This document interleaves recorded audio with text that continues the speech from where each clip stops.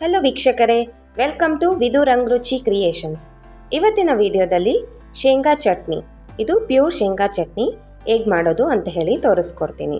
ಇದು ನೀವು ಇಡ್ಲಿ, ದೋಸೆ, ಚಪಾತಿ, ಪೂರಿಗೆಲ್ಲ ತುಂಬ ಚೆನ್ನಾಗಿರುತ್ತೆ. ಬನ್ನಿ ಹೇಗೆ ಮಾಡೋದು ಮತ್ತು ಅದಕ್ಕೆ ಬೇಕಾದ ಇಂಗ್ರೀಡಿಯೆಂಟ್ಸ್ ಏನೇನು ಅಂತೇಳಿ ನೋಡೋಣ.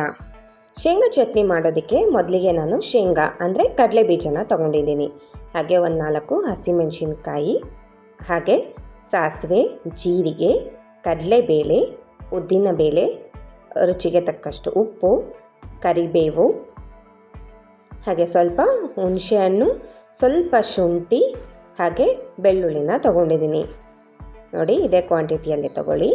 ಹಾಗೆ ನಾನು ಒಂದು 4 ಒಣಮೆಣಸಿನ್ಕಾಯಿನ ತೊಗೊಂಡಿದ್ದೀನಿ. ಬನ್ನಿ ಈಗ ಹೇಗೆ ಮಾಡೋದು ಅಂತೇಳಿ ನೋಡೋಣ. ಮೊದಲಿಗೆ ನಾನು ಗ್ಯಾಸ್ ಹಂಚ್ಕೊಂಡು ಒಂದು ಬಾಣಲಿನ ಇಟ್ಕೊಳ್ತಾ ಇದ್ದೀನಿ. ಮೊದಲಿಗೆ ನಾವು ಶೇಂಗಾ ಬೀಜನ ಚೆನ್ನಾಗಿ ಹುರ್ಕೊಳ್ಬೇಕು. ನೋಡಿ, ಶೇಂಗಾ ಬೀಜನ ನಾನು ಚೆನ್ನಾಗಿ ಹುರ್ಕೊಳ್ತಾ ಇದ್ದೀನಿ. ಇದು ಚಟಪಟ ಅನ್ನತ್ತೆ, ನಿಮಗೆ ಸೌಂಡ್ ಬರುತ್ತೆ. ಲೋ ಫ್ಲೇಮಲ್ಲಿ ಇಟ್ಕೊಂಡೆ ಹುರ್ಕೊಳ್ಳಿ. ಹೈ ಫ್ಲೇಮಲ್ಲಿ ಇಟ್ಕೊಂಡ್ರೆ ನಿಮಗೆ ಜಸ್ಟ್ ಕೆಂಪಗೆ ಬ್ಲ್ಯಾಕ್ ಆಗಿಬಿಡತ್ತೆ, ಬಟ್ ಅದು ಬೆಂದಿರಲ್ಲ. ನೋಡಿ, ನಾನು ತುಂಬ ಲೋ ಫ್ಲೇಮಲ್ಲಿ ಇಟ್ಕೊಂಡು ಒಂದು 2-3 ನಿಮಿಷ ಚೆನ್ನಾಗಿ ಹುರ್ಕೊಂಡಿದ್ದೀನಿ. ಈಗ ಇದನ್ನು ನಾನು ಮಿಕ್ಸಿ ಜಾರ್ಗೆ ಹಾಕ್ಕೊಳ್ತಿದ್ದೀನಿ. ನಾನು ಇಲ್ಲಿ ಸಿಪ್ಪೆ ತಕ್ಕೊಳ್ತಾ ಇಲ್ಲ.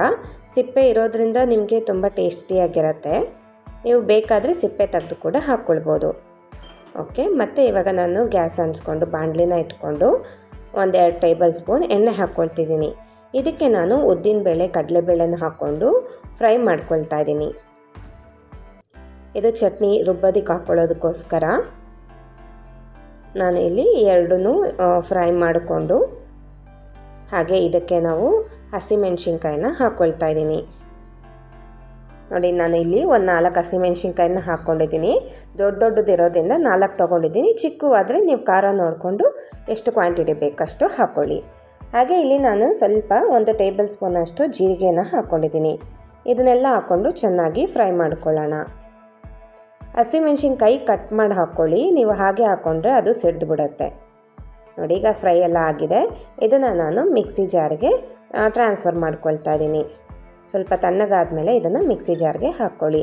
ಈಗ ಇದಕ್ಕೆ ಸ್ವಲ್ಪ ಹುಣಸೆ ಹಣ್ಣು, ಹಾಗೆ ಸ್ವಲ್ಪ ಶುಂಠಿ, ಒಂದು ಅರ್ಧ ಇಂಚಷ್ಟು, ಹಾಗೆ ಒಂದು 4-5 ಬೆಳ್ಳುಳ್ಳಿ ಹೆಸಳನ್ನು ಹಾಕ್ಕೊಳ್ತಿದ್ದೀನಿ.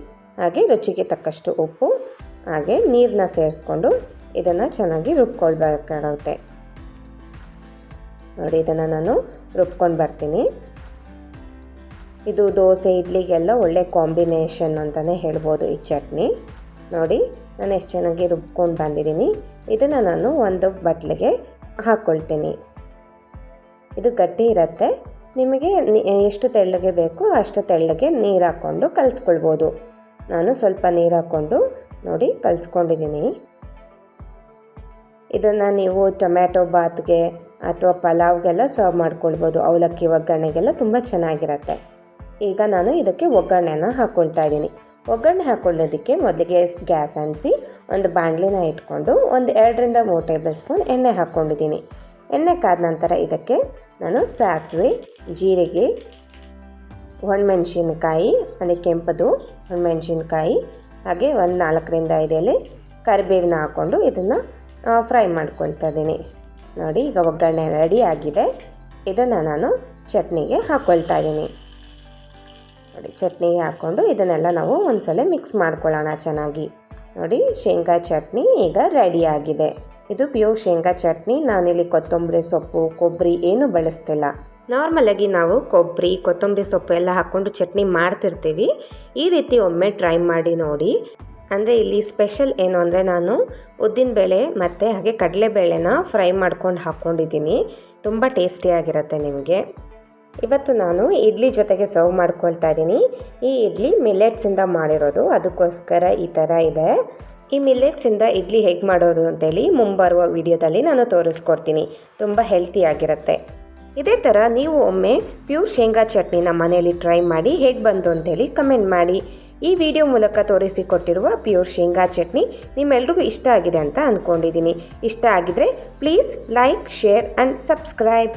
ಇದೇ ಥರ ಒಳ್ಳೊಳ್ಳೆ ಈಸಿ ಟೇಸ್ಟಿ ಆ್ಯಂಡ್ ಹೆಲ್ತಿ ರೆಸಿಪೀಸ್ಗೋಸ್ಕರ ನಮ್ಮ ಚಾನಲ್ನ ಫಾಲೋ ಮಾಡಿ. Thank you.